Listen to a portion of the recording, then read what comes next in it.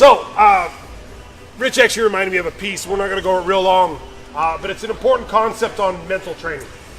Things that make a difference, right? So we hear about elite athletes getting mental coaches and spending a lot of money. People at the Olympic Training Center, the highest level people running NASCAR, getting these mental coaches and working on things. But there's some really basic things that we can do ourselves to start building a base for that positive mental attitude, which will get more out of us. So we do this every once in a while. We sat down, we walked, said, sit up tall, breathe a second, and smile, right? And you smile, and all of a sudden, what happens? Your energy. Feel better, feel worse? Better. Feel better. So we have things that we're in control of that we often forget about, and we think that how we feel or what our preconceived notion about what's going on is true, and it always isn't. Or isn't always. Or isn't always isn't. Right? Or never always, isn't always, never always. One of those.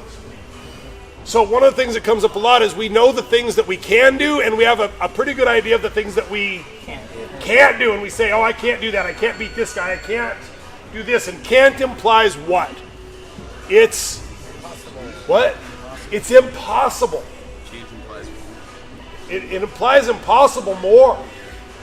In my head, it doesn't mean I won't do it. It means even if I do it, it won't work. Which sets up our body and our conscious mind to be pre-programmed to screw it up, to be in alignment with what we just said. Because we want to be congruent in those things. So if we constantly say, oh, I can't do that move, I'm not good at that, I can't ever take them down, I can't ever beat them. It doesn't mean that we can't. It means that we're setting ourselves up for that failure. Now, it doesn't mean that there isn't things that we can't do.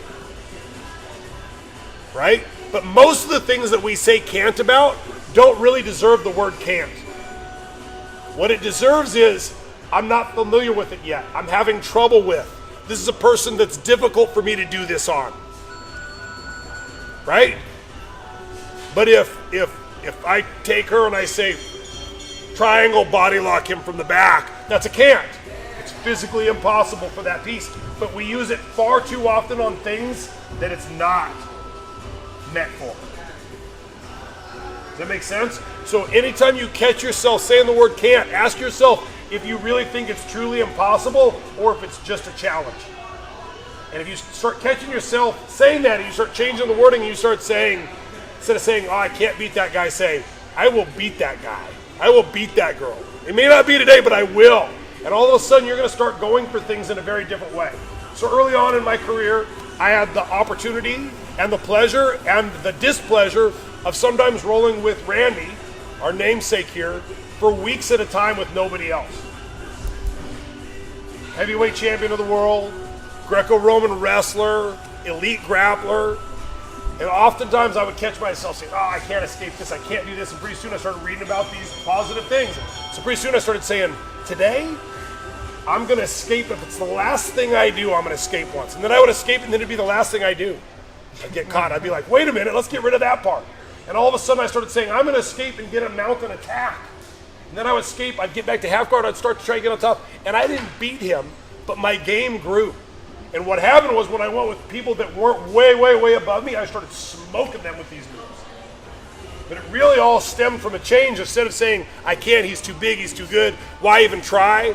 To going, I'm going to give it my best. And all of a sudden, some of those victories were ridiculously small. They were one escape in an hour and a half of rolling. And I left and went, yes. And I rewarded that positive thing that happened out of that and built on it. And we all have the ability to start doing that. And it comes up not just in here, but it comes up in all kinds of spots in our lives. Our relationships, our work, our school, things that we do with our parents or our siblings. And we say, I can't do that, I can never do that. And we started looking at that and saying, is that really true, or is that something that I should be challenging? Let's bring it in. Great job tonight, everybody. Stream on 3, nice and loud. Here we go. 1, 2,